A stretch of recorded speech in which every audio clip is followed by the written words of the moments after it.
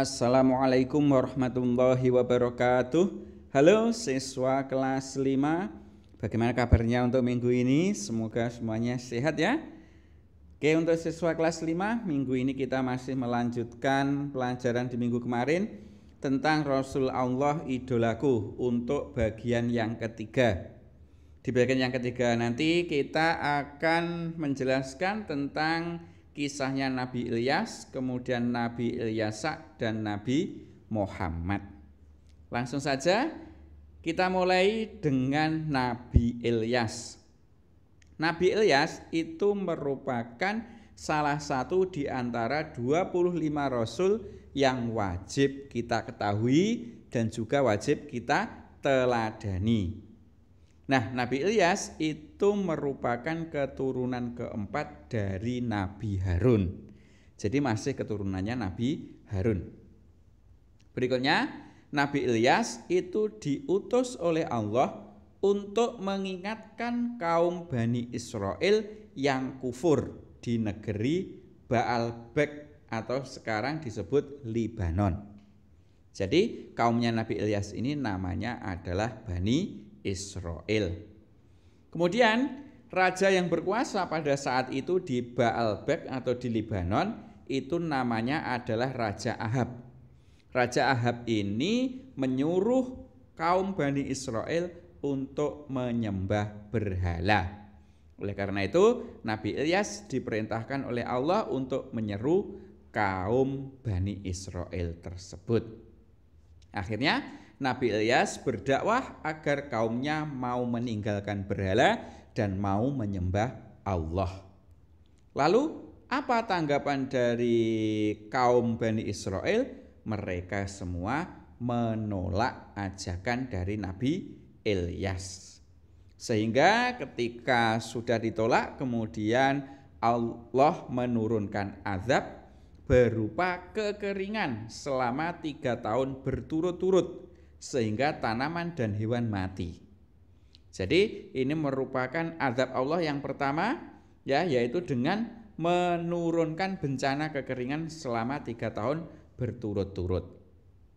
Akhirnya kaum Nabi Ilyas menyadari kesalahannya dan bertaubat. Setelah itu, setelah kaumnya itu bertaubat, maka Nabi Ilyas berdoa agar azab Allah tersebut dicabut. Sehingga setelah dicabut, ternyata kaumnya Nabi Ilyas itu kembali lagi durhaka. Jadi setelah bertobat, ketika kekeringannya dicabut, kembali durhaka lagi.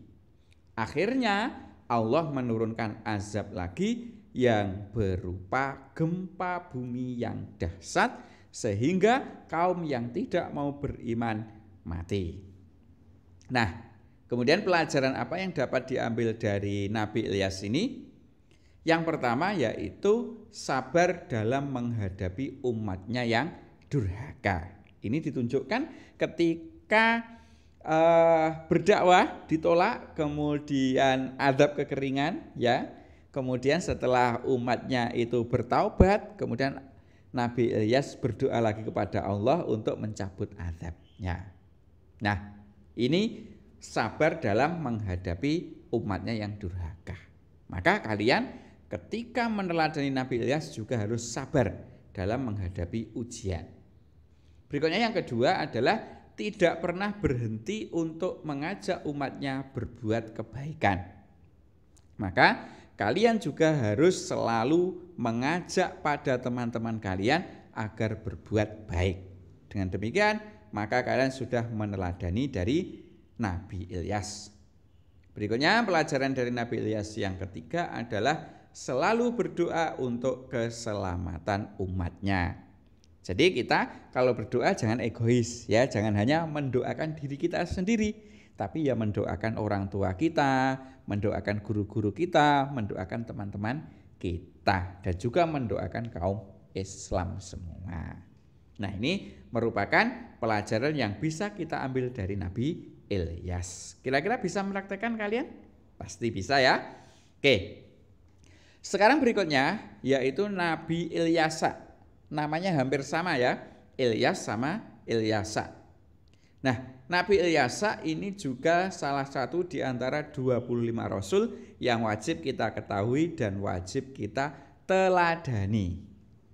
Nah, Nabi Ilyasa ini merupakan keponakan dari Nabi Ilyas. Ya, tidak hanya namanya saja ya yang sama, hampir sama, tetapi ini masih ada hubungan kekerabatan dari Nabi Ilyas, yaitu masih keponakannya Nabi Ilyas.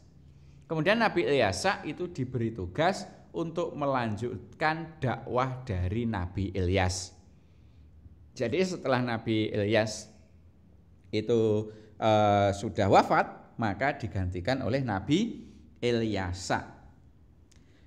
Kemudian Nabi Ilyasa itu mengajarkan tentang ketuhanan dan keimanan. Nah, tentunya ini kaumnya apa namanya? Ya sama dengan kaumnya Nabi Ilyas, yaitu Bani Israel.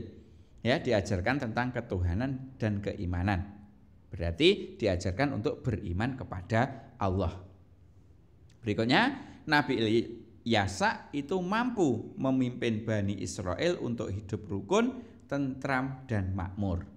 Nah, Bani Israel di bawah kepemimpinan Nabi Ilyasa ini ya. Ini Nabi Ilyasa mampu memimpin Bani Israel untuk hidup rukun. Nah, dari sedikit cerita Nabi Ilyasa ini bisa kita ambil pelajaran. Yang pertama yaitu berjuang menegakkan agama Allah. Itu adalah Nabi Ilyasa, sehingga mampu membawa Bani Israel hidup rukun. Kalian dalam meneladani Nabi Ilyasa juga harus berjuang menegakkan agama Allah dengan cara ya mensiarkan agama Allah, mensiarkan agama Islam. Berikutnya yang kedua, pelajaran yang bisa diambil dari Nabi Ilyasa adalah cakap atau mampu ya memimpin umat sehingga hidup rukun.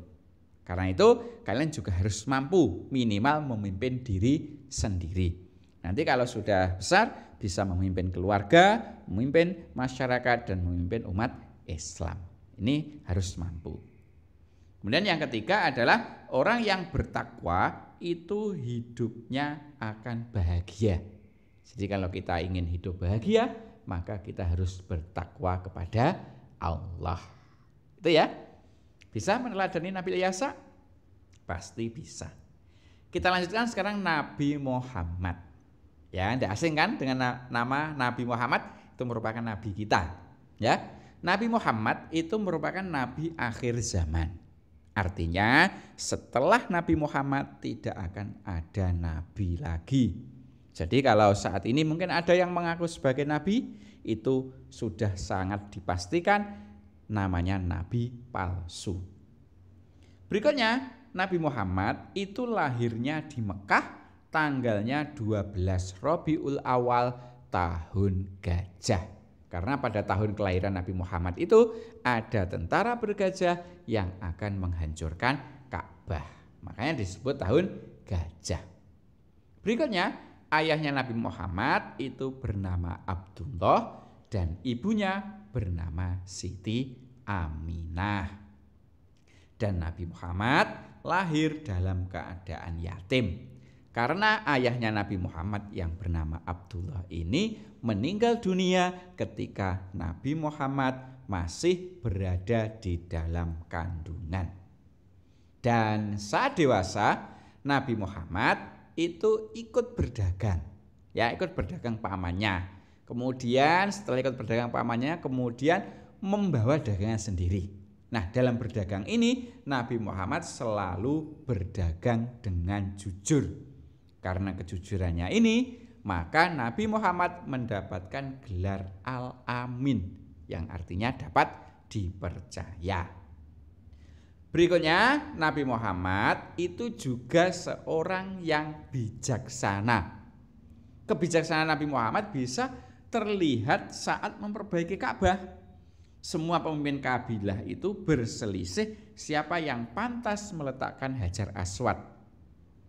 Nah, karena kebijaksanaan Nabi Muhammad ini, maka semua kabilah merasa puas dengan kebijakan Nabi Muhammad tersebut. Berikutnya, Muhammad itu diangkat menjadi nabi dan rasul pada usia 40 tahun. Hal ini ditandai dengan turunnya surat Al-Alaq ayat 1 sampai dengan ayat 5 pada saat Nabi Muhammad berkhalwat atau menyendiri di Gua Hira. Kalian masih ingat kan surat Al-Alaq ayat 1 sampai 5 yang diawali dengan Iqra bismi rabbikal ladzi khalaq dan seterusnya itu. Itu merupakan bukti bahwa Nabi Muhammad diangkat menjadi rasul. Berikutnya, Nabi Muhammad wafat pada tanggal 12 Rabiul Awal tahun 11 Hijriah dalam usia 63 tahun. Nabi Muhammad itu berdakwah selama 23 tahun. 13 tahun berada di Mekah dan 10 tahun berada di Madinah. Itu merupakan kisah sedikit kisah dari Nabi Muhammad. Lalu pelajaran apa yang bisa kita ambil dari kisahnya Nabi Muhammad? Di antaranya yang pertama adalah kita itu harus selalu jujur. Ya, seperti Nabi Muhammad yang mendapatkan gelar Al-Amin. Berikutnya, kita juga harus bijaksana dalam menyelesaikan masalah. Itu tercermin pada saat Nabi Muhammad tadi semua kabilah memperbaiki Ka'bah dan ingin meletakkan Hajar Aswad tadi. Berikutnya yang ketiga adalah selalu menjauhi perbuatan dosa dan maksiat. Ini Nabi Muhammad kita itu juga harus menjauhi perbuatan dosa dan perbuatan maksiat. Yang keempat, kita harus suka bekerja keras. Karena kalian masih pelajar, bekerja kerasnya adalah belajar dengan sungguh-sungguh. Itu merupakan kisah teladan dari Nabi Muhammad. Kira-kira kalian bisa meniru mulai kisahnya Nabi Ilyas, Nabi Ilyasa dan Nabi Muhammad. Semoga kita bisa meniru teladan dari para nabi yang sudah kita bahas di depan tadi. Sementara itu, semoga bermanfaat. Saya akhiri. Assalamualaikum warahmatullahi wabarakatuh.